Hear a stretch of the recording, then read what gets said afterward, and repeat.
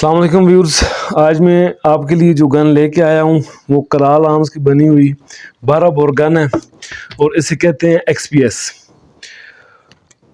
ये सेम सेगा की कॉपी बनी हुई है और इसका अगर मैकेनिज़्म की बात करें तो मैकेनिज़्म सेम इसका क्लैशनकोफ वाला मैकेनिज़्म है।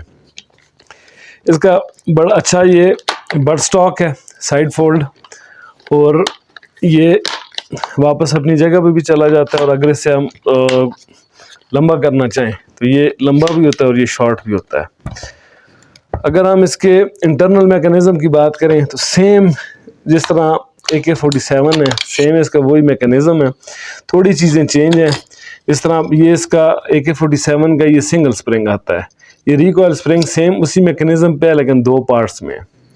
और जो इसका बोल्ट कैरियर है, बोल्ट कैरियर इसका थोड़ा सा शॉर्ट है लेकिन सेम AK-47 जैसा ही है, सेम वही चीज़ है, सेम वही मैकेनिज़्म है, लेकिन सिर्फ थोड़ी चीज़ें शॉर्ट की गई हैं। तो ये एक अच्छी गन है।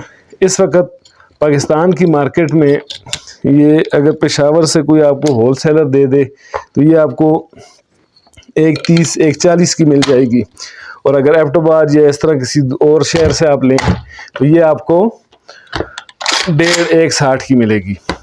लेकिन ये गन बहुत अच्छी है, काफ़ी रिलायबल गन है और मज़बूत गन है। शुक्रिया जी।